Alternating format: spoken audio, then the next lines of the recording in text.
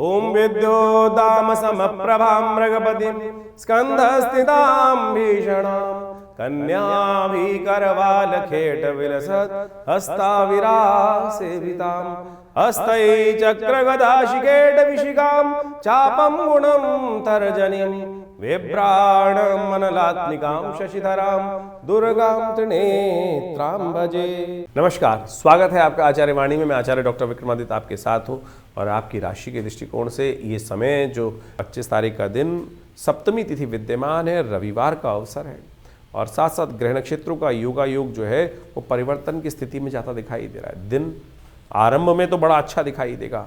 जो महत्वपूर्ण कार्य करने हो, ताकत लगानी हो, दोपहर से पहले पूर्ण ताकत लगाने का प्रयास कर लीजिए, वो आपके लिए बड़ा श्रेष्ठ रहेगा। दोपहर के बाद का समय जो है यानी 13 करीब 1:35 के बाद चंद्रमा का परिवर्तन होने का योग बनेगा और चीज़ों को बहुत ज़्यादा ढीला कर सकता है आपके लिए, चाहे वो स्वास्थ्य का मामला हो या कोई भी मामला हो। अन्य खर्चे बढ़ाने के योग बना सकता है। सूर्य सप्तमी है इस दिन, सूर्य का जन्म दिवस है, भानु सप्तमी जिसे कहा जाता है। तो भगवान सूर्य को इस वक्त आपकी राशि के दृष्टिकोण से यदि हम देखें तो सूर्य ने इस वक्त आपकी राशि के 3 ग्रहों को अस्त कर रखा है। जो आपकी राशि के स्वामी हैं उनको भी अस्त कर रखा है। जो आपकी राशि के दृष्टिकोण से देखा जाए तो आपके ऐश्वर्य के मालिक हैं उनको भी अस्त कर रखा है और साथ साथ आपकी राशि के दृष्टिकोण से लाभ के स्वामी को भी कहीं ना कहीं सूर्य ने अपने ग्रास में फंसा रखा है। तो आप कोशिश करें भगवान सूर्य के जन्मदिवस के दिन उनको प्रसन्न करने के विभिन्न उपाय जो शास्त्र में वर्णित हैं वो अवश्य करने का प्रयास करें। अर्घ दें, गेहूं का दान करें, हो सके तो उनका मंत्र का जप करें। भानु सप्तमी एक ऐसी तिथि है जिसको शायद लोग भूल चुके हैं, यानी भानु सप्तमी यानी सूर्य का जन्मदिन। अनादिकाल में सूर्य इसी दिन से प्रकाश देना आरंभ किए थे। माघ मास की जो शुक्ल पक्ष की सप्तमी होती है उसको भानु सप्तमी कहा जाता है। भानु सप्तमी सूर्य का जन्मदिवस के रूप में मानी जाती है और इस बार अद्भुत योग बनकर तैयार हो रहा है कि रविवार भी है और भानु सप्तमी का योग भी बन रहा है। और यदि आपकी राशियों के दृष्टिकोण से देखा जाए तो जो प्रभाव है वो आप अच्छे समझ लीजिए।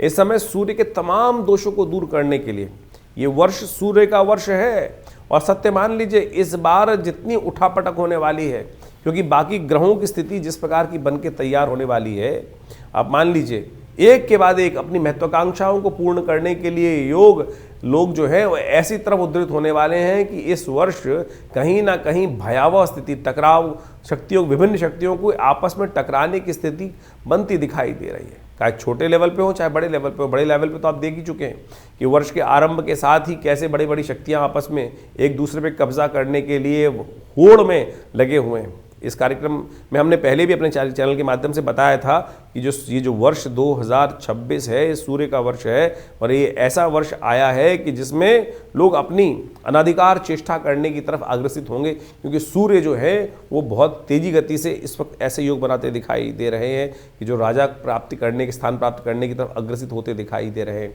तो मनोमस्तिष्क में कहीं ना कहीं क्लैश उत्पन्न करने के योग बहुत तेजी से बनते दिखाई दे रहे हैं। तो ऐसे में भगवान सूर्य को आपके जीवन में, क्योंकि बेकार कि हम सब आपकी राशि के दृष्टिकोण से समझें तो कैसा योग बना रहे हैं, तो कहीं ना कहीं अपने ज़बरदस्ती के अहंकार को हम यदि और ज़्यादा घी डालेंगे तो कहीं ना कहीं सूर्य के जो नेगेटिव प्रभाव को भी हम प्राप्त कर सकते हैं। तो कोशिश करें, अत्यधिक ताप जो होता है ना वो ठीक नहीं होता। एक संग जो है एक निश्चित दूरी पर रहते हुए कार्य कर लेना सबसे अच्छा होता है। एक ना अति घाम ना अति जो बहुत तेज जो ठंड वाला काम होता है, दोनों चीज़ें संदर्भता दोनों जगह कष्ट देने की योग बनाती है। तो सूर्य को सेंटर हमारे लिए सम रूप से हमको प्रकाशित करते रहें, उसे काम करते रहें। तो उस दिन कोशिश ये करें भगवान सूर्य के निमित्त अवश्य कुछ ना कुछ कार्य करने का प्रयास करें। आपकी राशि के दृष्टिकोण से हमें दिखाई देता है कि इस समय आपको विशेष तौर पर रविवार के दिन भगवान सूर्य को अर्घ अवश्य देना चाहिए। सूर्य के जन्मदिवस के दिन किसी बड़े व्यक्ति को जन्मदिवस देने जाते हैं तो आप माला पहना के आते हैं, कुछ ना कुछ उनका स्वागत करते हुए वस्त्र इत्यादि अलंकृत करने का प्रयास करते हैं। तो सूर्य के जन्मदिवस पर कोशिश ये करें जब सूर्य उदित हो रहे हों उस समय एक तांबे के लोटे में थोड़ा सा रोली डालकर और एक पीला पुष्प डालकर और जल लेकर और दोनों हाथ सिर के ऊपर से रखकर इस प्रकार से भगवान सूर्य के का ध्यान दर्शन करते हुए ओम घृणी सूर्य आदित्याय नमः, ओम सूर्याय नमः, ओम भास्कराय नमः, या जो मंत्र है ओम अहे सूर्य सहस्त्रांशो तेजो राशि जगतपते अनुकंपय माम भक्त्या ग्रहण अर्घम दिवाकर। तो इस प्रकार से भगवान सूर्य का मनी मन गायत्री मंत्र का जप करते हुए भगवान सूर्य को अर्घ दें, उनका तेज का ध्यान करें और उस ओज को अपने अंदर भी ग्रहण करने का प्रयास करें। इतना छोटा सा कार्य है। यदि इसके साथ साथ गायत्री यज्ञ कर सकें, अन्न इत्यादि का, गेहूँ इत्यादि का दान कर सकें, ये भी सूर्य से ही संबंध बहुत श्रेष्ठ उपाय हैं। इनको आप करें तो आपके लिए कल्याणकारी योग बनेंगे बहुत सुंदर रूप से। इस दिन नमक का दान करना भी श्रेष्ठ दिखाई देता है। रविवार का अवसर है तो विशेष तौर पे यज्ञ आश्रम पे रहता ही है हर रोज़ की तरह, तो हमने रविवार के दिन विशेष यज्ञ को सूर्य ग्रह शांति महायज्ञ, नवग्रह शांति महायज्ञ के रूप में रखा है। तो उस दिन भगवान सूर्य की प्रसन्नता के लिए विभिन्न प्रकार के मंत्रों से यज्ञ किया जाएगा और साथ साथ आदित्य स्तोत्र का पाठ किया जाएगा। आप उस यज्ञ में सम्मिलित होकर, जो विवेकानंद योगाश्रम में रविवार को सुबह 8 बजे से आरंभ होकर करीब करीब 11 बजे तक कार्यक्रम चलेगा। भगवान सूर्य की विभिन्न कथाओं के माध्यम से भगवान सूर्य के निमित्त विभिन्न प्रकार के यज्ञ इत्यादि मंत्र इत्यादि के द्वारा यज्ञ में आहुतियाँ देकर भगवान सूर्य के तमाम कष्टों को दूर करने के लिए, जब सूर्य श्रेष्ठ नहीं होता तो बहुत सारी समस्याएं देता है कुंडली के अंदर। जब सूर्य खराब चल रहे होते हैं तो स्किन डिसीज, हड्डियाँ संबंधी समस्याएँ, या आपके लिए हार लगातार हो जा रही जीवन में, तो समझ लीजिए कहीं ना कहीं सूर्य ठीक नहीं है। बहुत ओवर एम्बिशियस आदमी है वो भी सूर्य के कहीं ना कहीं जो सेल्फ कॉन्फिडेंस व्यक्ति लूज कर चुका है और कीर्ति प्राप्त हो ही नहीं रही है। कीर्ति का संबंध भी सूर्य के साथ होता है, आत्मा का संबंध भी सूर्य के साथ ही है।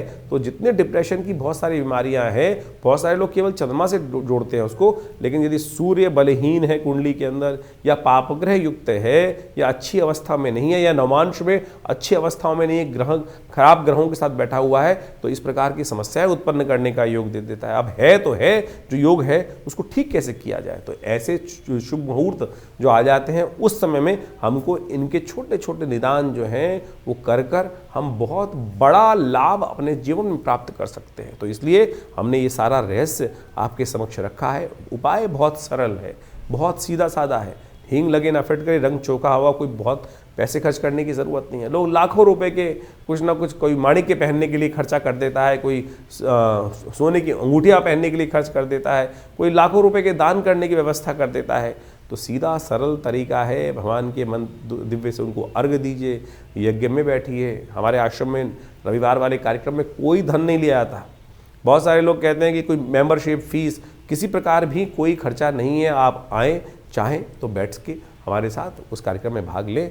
माँ भगवती आपकी समस्त मनोकामनाएं सिद्धि करें। तो ऐसे में तो बड़ा सुंदर योग बना हुआ है। सप्तमी का, गुप्त नवरात्रि में सप्तमी का योग भी है और साथ साथ गुप्त नवरात्रि का यज्ञ भी चल रहा है। तो आप इस कार्यक्रम में अवश्य भाग लेकर माँ भगवती की कृपा अपने जीवन में समस्त कष्टों को दूर करने के लिए अपना सकते हैं। वृश्चिक राशि कंटिन्यू। तो वृश्चिक राशि वालों, 26 तारीख का दिन ग्रह योग के दृष्टिकोण से क्या बताता है जान लीजिए। इस दिन यदि हम आपकी राशि गणनाओं के अनुसार से देखें तो पंचांग पहले समझ लेते हैं। अष्टमी तिथि विद्यमान है 26 तारीख को, और साथ साथ उस दिन जो सोमवार का योग पड़ रहा है, गणतंत्र दिवस है। बहुत बहुत शुभकामना आप सबको भारत के इस गणतंत्र दिवस की। हमारे इस जो विशेष तौर पर भारत के अंदर आप समझें कि ये हमको गणतंत्र बनाने की, एक साथ मिलकर चलने की, जो हमारा भारतीय संस्कृति का श्लोक है कि सब मिलकर एक हैं, एक दिशा में चलने का प्रयास करें, तो वही दिन है गणतंत्र के रूप में सर्वे भवन्तु सुखिनः की बात करते हुए उसको हमें समझना चाहिए। और ग्रह भी आपकी राशि के दृष्टिकोण से इसी वक्त यही इंगित करते दिखाई दे रहे हैं। देखिए आपकी राशि में इस वक्त क्या है कि यदि बटे बटे रहोगे ना, सबके साथ मिलके नहीं चलोगे, तो बियॉन्ड खर्चा होने के योग दिखाई देते हैं। इस वक्त आपकी राशि के दृष्टिकोण से मनोमस्तिष्क में कहीं ना कहीं भेद होता दिखाई दे रहा है। आपके अपने विचार जो बचपने के कारण से ऐसी स्थिति बन सकती है कि जो सही सोचे बच्चा, बचपने का मतलब होता है बिना सोचे समझो कुछ भी कार्य कर दिया, बस वहीं कहीं ना कहीं वो समय आपका भारी पड़ सकता है। तो आपको आवश्यकता है कि इस वक्त सोच विचार कर कार्य करने की ज़रूरत, चाहे सेहत हो, चाहे आपके लिए कहीं भी, नहीं तो दिन थोड़ा महंगा और खर्चीला साबित हो सकता है। भद्रा थोड़ी सुबह सुबह विद्यमान रहेगी, तो नए कार्यों की तरफ सुबह कम से कम 10:30 के बाद ही अग्रसित होने का प्रयास कीजिए, वो आपके लिए अच्छा रहेगा। सोमवार का अवसर है, शिव का थोड़ा ध्यान करें, शिव का पूजन करें, ओम नमः शिवाय का जप करें, वो कल्याणकारी योग बनेगा आपके लिए। 27 तारीख का दिन नौमी तिथि विद्यमान है और मंगलवार के दिन सुंदर नौमी का योग बन रहा है। गुप्त नवरात्रि का योग चल रहा है। चंद्रमा इस दिन आपकी राशि के दृष्टिकोण से देखा जाए तो बहुत अच्छी अवस्था में जाने वाले हैं। दिन थोड़ा हल्का दिखाई देता है, लेकिन शाम आते आते कहीं ना कहीं कोई गुड न्यूज़ प्राप्त करने का योग भी, कोई नई दिशा प्राप्त करने का योग भी, नए विचार प्राप्त करने का योग आपकी राशि में सुंदर रूप से बनता दिखाई दे रहा है। मंगल को थोड़ी ताकत दीजिए, क्योंकि इस दिन मंगल जो है वो अब शुक्र के नक्षत्र में बिल्कुल प्रवेश करने के लिए तैयार बैठे हुए हैं, और वो शुक्र के नक्षत्र में प्रवेश करते ही क्या होता है, थोड़े से ताकत में बहुत बियॉन्ड आने के योग बनाते दिखाई दे रहे हैं। तो ऐसे में क्या होगा कि अपने वर्चस्व को प्राप्त करने के लिए मंगल कहीं ना कहीं जो छटपटा रहे हैं, सूर्य उनको बाहर नहीं आने दे रहे हैं, तो उसके लिए थोड़ा सा उनको बल देने की आवश्यकता है। हनुमान जी की पूजन करें तो उसके लिए कहीं ना कहीं स्थिति अच्छी होगी। आपकी राशि के दृष्टिकोण से वो आपके लिए बहुत सुंदर रहेगा। इस दिन गुप्त नवरात्रि का अंतिम दिवस भी है और साथ में मंगलवार भी है, तो कोशिश करें माँ भगवती दुर्गा के साथ हनुमान जी की सुंदर आराधना करने का प्रयास करें। हमने विवेकानंद योगाश्रम में भी कई कार्यक्रम रखे हैं। 27 तारीख के दिन एक खास योग बन रहा है, वो आपको अच्छे से समझ लेना चाहिए। इस दिन गुप्त नवरात्र की 9वीं तिथि है और साथ साथ मंगलवार का योग भी बन रहा है। ये मंगल को जब भी कोई अनुष्ठान जब पूर्ण करने का योग बनता है तो कहा जाता है ऐसे में मनोकामनाओं को सिद्धि के लिए अद्भुत योग बनता दिखाई देता है। 9वीं और मंगलवार का योग माँ भगवती को प्रसन्न करने के लिए बड़ा सुंदर, ग्रह नक्षत्र चंद्रमा उच्च के होकर विराजमान है इस दिन, तो ये योग मनोकामना सिद्धि के लिए बड़ा अद्भुत शास्त्र के दृष्टिकोण से वर्णित किया गया है। हमने विवेकानंद योगाश्रम में जो 9 दिन से चल रहा गुप्त नवरात्रि का यज्ञ है, माँ भगवती का चंडी यज्ञ जो चल रहा है, उसकी पूर्णाहुति की वेला रहेगी। और साथ साथ मंगलवार का सुंदर कांड का पाठ रखने का भी हमने सुंदर कार्यक्रम रखा है। तो आप इस सुंदर योग पर माँ भगवती की सुंदर स्तुति और साथ में हनुमान जी का मंगलवार का सुंदर योग जो बना है ना, उसका सानिध्य लेने का प्रयास कीजिए। माँ भगवती की कृपा से समस्त मनोरथ सिद्ध होने के अद्भुत योग आपकी राशि में बनते दिखाई दे रहे हैं। ध्यान रखिएगा, ये योग बहुत ही चमत्कारी है, बहुत ही मनोकामनाओं को सिद्ध पूर्ण करने वाला है। हमने 9 दिन तक जिस प्रकार से माँ भगवती की सुंदर आराधना करने का योग बनाया है, जो भगवती के विभिन्न यज्ञ 9 दिन तक सप्तशती के यज्ञ चले हैं, उसके साथ साथ अंतिम में भंडारा और साथ साथ माँ भगवती की सुंदर आरती और सुंदरकांड मंगलवार पढ़ने के कारण से जो हमारा रेगुलर सुंदरकांड चलता है शाम के समय, उसका एक भव्य कार्यक्रम विवेकानंद योगाश्रम में रखा गया है। आप सब सादर आमंत्रित हैं। इसी अवसर पर, 9वीं के अवसर पर कहा जाता है कि जो भगवती का दर्शन 9वीं के दिन करते हैं, और ये दुर्गा सप्तशती के अंदर स्वयं जो 12वां अध्याय वह वर्णित है, माँ भगवती दुर्गा उनकी मनोकामना सिद्ध कर देती हैं पूर्णता। और उसमें मंत्र आया है, सर्वा बाधा विनिर्मुक्तो धनधान्य सुतान्विता मनुष्यो मत प्रसादेन भविष्यति न संशय, कि ऐसे में कोई संशय नहीं है। तो आप सब सादर आमंत्रित हैं इस जो पूर्णाहुति का यज्ञ है इसमें भाग लेने के लिए। तो ये करीब करीब शाम के 5 बजे से कार्यक्रम आरंभ होकर जो करीब करीब रात्रि में 10 बजे तक चलेगा। आप सब सादर आमंत्रित हैं विवेकानंद योगाश्रम में इस नवरात्रि के साथ साथ सुंदरकांड के पाठ में। माँ भगवती आपकी मनोरथ सिद्ध अवश्य करेंगी। तो वृश्चिक राशि वालों, 28 तारीख का दिन ग्रह नक्षत्रों के दृष्टिकोण से क्या कुछ खेल आपके साथ करने वाला है जान लीजिए। आपकी राशि के दृष्टिकोण से असंभव को संभव करने का दिन दिखाई देता है, और आपके बाहुबल से, आपकी योजनाबद्ध तरीके से विचारे हुए कार्य को सही रूप से यदि आप कर लें और जिद ना सवार हो, तो डेफिनेटली मान लीजिए कि दिन आपके जिम्मे रहता दिखाई दे रहा है। जिस ग्रह के परिवर्तन के बारे में हमने बात की थी, वही ग्रहों परिवर्तन की तरफ जा रहा है। जो मंगल है वो श्रवण नक्षत्र में प्रवेश करेंगे, और श्रवण नक्षत्र में प्रवेश करने के कारण से क्या होगा, मंगल का जो नेगेटिव प्रभाव है वो कहीं ना कहीं ठीक होने की स्थिति उत्पन्न होगा। और उच्च के होकर मंगल जिस प्रकार से जो शांत भाव से कार्य करने की तरफ अग्रसित होंगे, वो चीज़ें आपके बाहुबल को भी और शौर्य को भी कहीं ना कहीं बढ़ाने की स्थिति उत्पन्न करते दिखाई दे रहे हैं।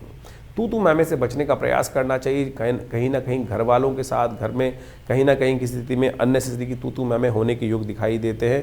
उससे थोड़ा बचते हुए कार्य कर लेंगे तो क्या होगा, अपनी शक्ति को सही जगह लगा पाएंगे।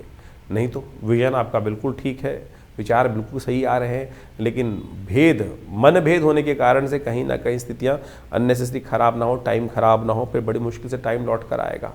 इस बात का ध्यान रखते हुए कार्य करेंगे तो अच्छा रहेगा। गणेश जी का सुंदर स्तवन करें। विघ्नहर्ता गणेश समस्त कष्टों को दूर करने वाले योग बनाएंगे। बात कर लेते हैं 29 तारीख की एकादशी के दिन के योग ग्रहों कैसा है। 29 तारीख का दिन एकादशी का ग्रहों योग जो लेकर आ रहा है, बृहस्पतिवार के दिन बड़ा सुंदर योग आपकी राशि में बन रहा है। आपके लिए धन योग बनकर तैयार हो रहा है इस दिन विशेष तौर पर। और ध्यान रखना, ये धन योग आने वाले कुछ दिनों में 2-3 दिनों के लिए आपके लिए कई प्रकार के रास्ते आपके समक्ष उत्पन्न करने की योग बना रहा है। चीज़ें आपके फेवर में जाने की स्थिति उत्पन्न करते दिखाई दे रहे हैं। और ये आपके लिए इस बात का प्रतिपादित है कि जितने साधुत्व भाव से कार्य करोगे तो वो अच्छा रहेगा। जितनी कुटिलता मन में लाने का प्रयास करोगे, वो कुटिलता आप पर भारी पड़ सकती है। ध्यान रखना, कुटिल स्वभाव कहीं ना कहीं जो है वो संसार को कष्ट देने का भाव, किसी को कष्ट देकर आप कुछ लाने का प्रयास करोगे तो वो कहीं ना कहीं आपके लिए कष्ट देने के योग बना सकता है, तो इस बात का ध्यान रखते हुए कार्य करें। बहुत ज़्यादा इधर उधर हिलजुल स्थिति, दृढ़ होकर कार्य करने की आवश्यकता है, वही आपके लिए अच्छा है। आपकी राशि के दृष्टिकोण से जो ग्रहों का योगा योग बन रहा है वो कहीं ना कहीं श्रेष्ठ स्थिति को उत्पन्न करता दिखाई दे रहा है। इस दिन एकादशी है, तो कोशिश ये करें भगवान विष्णु का सुंदर स्तवन करने का प्रयास करें। हो सके तो भगवान विष्णु के निमित्त थोड़ा पूजन कर कर, उनका जलाभिषेक कर कर, उनको विशेष तौर पर तुलसी दल इत्यादि अर्पित करके उनका पूजन करना और चावल का त्याग करना, यह आपके लिए बड़ा श्रेष्ठ रहेगा। तो वृश्चिक राशि वालों, 30 तारीख का दिन ग्रह नक्षत्रों के दृष्टिकोण से आपके लिए कैसा रहेगा जान लीजिए। उस दिन 30 तारीख को द्वादशी तिथि विद्यमान है, शुक्रवार के दिन सुंदर योग बन रहा है और आपकी राशि के दृष्टिकोण से आपके अपने प्रयासों से आपके लिए कहीं ना कहीं लाभ की स्थिति बनती दिखाई दे रही। इस दिन प्रदोष का योग साथ में विद्यमान है और सबसे बड़ा परिवर्तन जो होने जा रहा है वो शुक्र होने जा रहे हैं उदय। और आपकी राशि के दृष्टिकोण से ये शुक्र उदय होकर आपके लिए कहीं ना कहीं आपके सहयोगी जो है, आपके घर के लोग जो है वो आपके लिए बहुत लकी साबित होते दिखाई दे रहे हैं और बाहर वाले कहीं ना कहीं नुकसान करने की स्थिति बना सकते हैं। और घर वालों का यदि सहयोग आपको सही रूप से मिल जाए तो सत्य माने उनकी बात आप मान के चल भी लें तो ग्रह नक्षत्र योग ऐसा बना रहे हैं कि जो आपके लिए कहीं ना कहीं आने वाले कुछ दिनों में समय बहुत बढ़िया लाभ की स्थिति उत्पन्न करता दिखाई देगा। बस थोड़ी ग्रहों की चिंता बात मानने की ज़रूरत है, लेकिन शनि महाराज जो है ना वो आपकी बुद्धि में इस वक्त सवार है, वो कहीं ना कहीं आपको अपने घर वालों को दुश्मन बना के बैठे हुए हैं आप अपना। तो कोशिश ये करें घर वालों के साथ बड़ा थोड़ा मीठा बोलने का प्रयास कीजिए। शुक्र उदय हो रहा है, प्यार भी बढ़ेगा और चीज़ें पॉजिटिव जाने की तरफ भी, अग्रसित होने की तरफ जाती दिखाई दे रही। प्रदोष है इस दिन, तो कोशिश ये करें सुगंधित द्रव्य के द्वारा भगवान का सुंदर अभिषेक शाम के समय करने का प्रयास करें, वो कल्याणकारी योग बनाएगा। त्र्यंबकम निजामहे सुगंधिम, इस मंत्र का जप करते हुए भगवान शंकर का गंधोदक से अभिषेक करना शाम को सूर्यास्त के बाद आपके लिए बड़ा कल्याणकारी रहेगा, समस्त दोषों को हरने वाला रहेगा। 31 तारीख त्रयोदशी तिथि उदया तिथि के रूप में विद्यमान है और इस दिन शनिवार का योग लेकर आया है धन योग। आपकी राशि के दृष्टिकोण जो बना हुआ है ये गृह नक्षत्रों का योग कहीं ना कहीं आपकी राशि के दृष्टिकोण से पॉजिटिव चेंजेस करने की तरफ जा रहा है। शुक्र का धनिष्ठा नक्षत्र में प्रवेश करना ये बहुत महत्वपूर्ण रहेगा आपके लिए, चाहे वो लव लाइफ हो, चाहे आपकी पर्सनल लाइफ हो, या कहीं ना कहीं दोनों चीज़ें धन और प्रेम दोनों प्राप्त होने के लिए आपकी पॉजिटिव वर्क्स जो रहेंगे, सही डायरेक्शन में काम करना, वो कहीं ना कहीं आपके लिए बहुत पॉजिटिव रहता दिखाई दे रहा है। तो इस प्रकार से आपने ग्रहों का योगा योग समझा। ग्रहों के योगा योग के कारण से ही जीवन में घटनाओं का जो आगे सृजन होता है वो वास्तविक तौर पे समझा जा सकता है। ग्रहों का योगा योग कब हमारे लिए शुभ है, कब हमारे लिए अशुभ है, ये ज्योतिष की काल गणना बहुत प्रत्यक्ष रूप से समझा सकती है। आने वाला समय किस करवट बैठने वाला है, हमारे साथ क्या कुछ होने के योग हैं और कब हम अपने जीवन के योगा योगों को अपने लिए शुभ उपयोग कर सकते हैं, इसको इस प्रकार समझें। बहुत सारे लोग कहते हैं कि नहीं ऐसा कुछ नहीं हो सकता है। बिल्कुल, आप तो हर रोज़ इसी प्रकार का कार्य करते हैं। आपके अनुभव से आपको पता है कि कब सर्दी आने वाली है, कब गर्मी आने वाली है, कब बरसात होने के योग हैं, तो आप अपने आप को उससे पहले तैयार कर लेते हैं। सर्दी से पहले गर्म कपड़े खरीद लेते हैं और गर्मी आने से पहले उसके अनुसार से अपने घर में व्यवस्था कर लेते हैं, जिससे आपके लिए क्या होता है कि वातावरण के अनुसार से अपने आप को व्यवस्थित करने का मार्ग बन जाता है। ये आपका अनुभव है। ज्योतिष भी वही है, उसकी और सूक्ष्म गणनाएं हैं कि किसके अनुसार से अप्रत्यक्ष रूप से क्या कुछ घटनाएं हमारे साथ होने वाली हैं और कैसे हम उसको अपने जीवन में रक्षात्मक तौर पे यूज़ कर सकते हैं। कब हमारे लिए लाभ का समय है और कब हमारे लिए समय कष्ट वाला है। जैसे किसी के लिए कभी जन्मपत्री में समय चल रहा होता है, कोई दशा महादशाएं अंतरदशाएं किस प्रकार की बन रही हैं, ढैयाएँ बन रही हैं, अशुभ योग बन रहे हैं, कभी शुभ योग बन रहे हैं, कब जीवन में भाग्योदय का योग बनने वाला है। तो उस समय में अगर मिट्टी में भी हाथ डालोगे तो सोना बन जाएगा, और समय खराब चल रहा हो और ऐसे में पता ना हो तो क्या होगा कि गलत जगह फंस जाएंगे। सोने में के हाथ यदि मिट्टी में डालेंगे और वो परिवर्तन किस प्रकार से हो जाएगा, राख में परिवर्तित हो जाएगा। तो यही जो समय की काल गणना का ज्ञान है, काल चक्र ज्योतिष विज्ञान के अनुसार से आप समय को प्रत्यक्ष रूप से समझ सकते हैं। तो इसलिए अपने मन मस्तिष्क को भ्रांति में ना रखें। बहुत सारे लोग तथाकथित तौर पर आप ज्योतिष के ऊपर कई प्रकार के प्रश्न चिन्ह खड़े करने का प्रयास करते हैं और बहुत सारी अनेक व्यंग्यात्मक तौर पे बहुत सारी बातें चलती रहती है। हम भी देखते रहते हैं कभी कभी बहुत सारे लोग व्यंग्यात्मक तौर पे जिन्होंने मजाक उड़ाना है वो मजाक उड़ाते रहेंगे।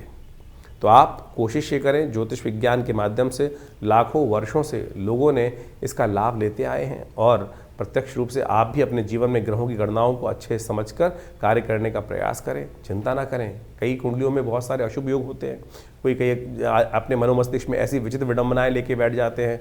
अब क्या हुआ, किसी के बच्चे की कुंडली में जन्म हुआ और मांगलिक निकला, या कोई और योग निकल आया, किसी कुंडली में अशुभ केमुद्रम योग निकल आया, और तो उसके कारण से बहुत सारी भयावह स्थिति बन जाती हैं। लेकिन यदि आपका ज्ञान सही है, ज्योतिष के अंदर कारण जान के निवारण के मार्ग भी तो जगह जगह समय समय समाधान जो है वो जगह जगह बताए गए हैं, और सत्य माने वो समाधान प्रत्यक्ष रूप से कार्य करते हैं। चाहे वो महामृत्युंजय मंत्र हो, चाहे वो लक्ष्मी प्राप्ति के मंत्र हो, चाहे वो विभिन्न प्रकार के अनुष्ठानित चीज़ों में किए जाने वाले प्रयोग हों, उनके द्वारा सब चीज़ें परिवर्तन करने का मार्ग बिल्कुल प्रत्यक्ष रूप से बन सकता है। सकल पदार्थ है जग माही, और एक बात समझ रहे हैं, कर्महीन पुरुष पावत नाही। तो इसलिए ऐसा कुछ नहीं है जिसको आप परिवर्तन की तरफ नहीं ले जा सकते। प्रयास की आवश्यकता है, सही दिशा में सोचने की आवश्यकता है, सही दिशा में कर्म करने की आवश्यकता है, सही दिशा को पकड़कर उस पर चलने की आवश्यकता है। तो ज्योतिष विज्ञान कभी भी किसी को भ्रांति में नहीं रखता है, और आप सब इस तमाम जो निदान के तरीके हैं उनको अच्छे से अपने जीवन में सरलता के साथ अपनाने का प्रयास करें। हमारा इस कार्यक्रम के माध्यम से आपके समक्ष जुड़ने का एक ही उद्देश्य रहता है कि पौराणिक ज्योतिष जो है, जो वो कथाओं के माध्यम से हमारे विभिन्न शास्त्रों में बताई गई हैं, योगा योग के माध्यम से विभिन्न शास्त्रों में बताई गई हैं, उन समस्त चीज़ों को आपके समक्ष रखें। और एक बात समझें, जो टोटकों के चक्कर में व्यक्ति फंसे रहते हैं ना, उसके कारण से नुकसान होने के योग बन जाते हैं। उनका कोई बेस नहीं होता है करना जो बिना किसी के तथ्यों के बहुत सारे टोटकों का आज की तारीख में जो प्रचलन सा हो गया है। हमारे विभिन्न प्रकार के तथाकथित तौर पर विद्वान जो उपस्थित हो जाते हैं, जो शास्त्र को मानते नहीं हैं और कुछ भी अनर्गल प्रलाप अपने कुछ बातों को करते रहते हैं। जैसे एक बहुत सारी बातें आजकल चलती हैं कि जो ग्रह आपका बहुत अच्छा हो उसका दान नहीं करना चाहिए। कहाँ लिखा है? सोच के दान देना चाहिए क्या? जिस प्रकार से अगर सोच के दान दे रहे हैं तो फिर दान का फ़ायदा ही नहीं है, फिर तो व्यवसाय हो गया। फिर वो व्यवसाय कर रहे हो तो फिर उस दान का फ़ायदा ही क्या है? तो इस प्रकार का आप समझें कि किसी कुंडली में किसी ने कहा जी बृहस्पति बहुत अच्छा है, आप बृहस्पति की चीज़ों का दान करना बंद कर दो। आपका शनि खराब है तो आप शनि की चीज़ों को दान कर दो। और उसको अगर आपने कोई ग्रह सबसे अच्छा है जिसकी वजह से आपकी कुंडली में पैसा आ रहा है, उसकी चीज़ों का आपने दान कर दिया तो आपके भी शुभ योग चले जाएंगे। शास्त्र में ऐसा कोई प्रमाण नहीं निकलता, ना मिलता है, ना बताया गया है, ना किसी ग्रंथ में लिखा है। ये केवल आज तथाकथित तौर पर कुछ जो अपने आप को ज्योतिष में एक स्टंटबाजी करने का प्रयास करते हैं, उनके द्वारा ऐसी भ्रांति उत्पन्न करने का प्रयास किया गया है। तो आपसे अनुरोध है कि आप इन सब की बातों को जहाँ जिसकी आवश्यकता है तो उसको आप करने का प्रयास करें, और तो उससे कल्याण होगा, रास्ते भी बनेंगे और जीवन में सुख भी पदार्पण करने के योग बनेंगे, पुण्य जागेंगे। पुण्य को जगाने का हम प्रयास करें।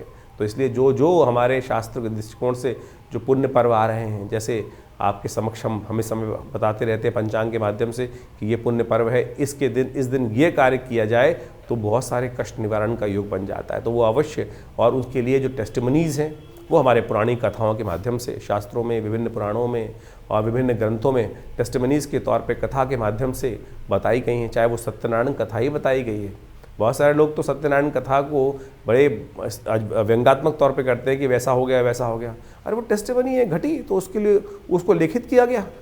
ऐसे जीवन में घटना घटी कि एक नाम के स्मरण मात्र से, तो उसको आप व्यंग्यात्मक तौर पे लें। जब आपके साथ घटेगी तब आप प्रत्यक्ष रूप से समझेंगे, तब जाकर आपको पता चलेगा। एक से एक असंभव से असंभव बात होने वाली प्रकृति में घटनाएं घटती हैं और उसको लिखित किया गया है, शास्त्र में बताया गया है। तो इसको आप व्यंग्यात्मक तौर पे जो लोग समझने का प्रयास नहीं करते हैं, व्यंग उड़ाने का प्रयास करते हैं, वो उनकी मूर्खता है। तो हमारा आपसे अनुरोध है कि आप जो भी प्रश्न जानना चाहें चिंता ना करें, चाहे आपके मन में कैसी भी शंका हो, हमारे इस जो सोशल मीडिया अकाउंट है हमारा जो चैनल का है उसमें आप जाके लिख सकते हैं। हम आपको उनके प्रश्नों का निदान भी कोशिश करेंगे, प्रयास करेंगे। लेकिन बहुत सारे प्रश्न आते हैं तो उनके लिए बहुत सारी दिक्कत हो जाती है। तो हमने रविवार का दिन विवेकानंद योगाश्रम में रखा हुआ है। उस दिन फ्री कंसल्टेशन है, ओपन सेशन है। रविवार को सुबह 8 बजे से यज्ञ शुरू होता है और उस वक्त वहाँ पर बहुत यज्ञ इत्यादि, बहुत रामचरितमानस का स्वाध्याय और फिर एक जन प्रश्न का भी कार्यक्रम रहता है। जो भी आपके प्रश्न हो आश्रम में आकर हमसे जान सकते हैं। दिल्ली में विवेकानंद योगाश्रम लक्ष्मी नगर में स्थित है और आप सबको हम सादर आमंत्रित करते हैं। माँ भगवती का दर्शन करें। दिव्य प्रतिमा माँ भगवती की विद्यमान है और जो मन में जीवन में आकांक्षाएं हों, कष्ट हों, उनको दूर करने के लिए आप माँ भगवती के सानिध्य में यज्ञ करें। अभी तो जैसे इन दिनों नवरात्र का सुंदर पर्व चल रहा है, तो आप उन सब में आकर भगवती के सानिध्य में यज्ञ में बैठ सकते हैं, मनोकामना सिद्धि के लिए प्रयोग कर सकते हैं। हमने देखा है कि जो भी लोग उस यज्ञ में आके बैठते हैं, माँ भगवती की कृपा से उनके कष्ट अद्भुत प्रकार से दूर होते हैं।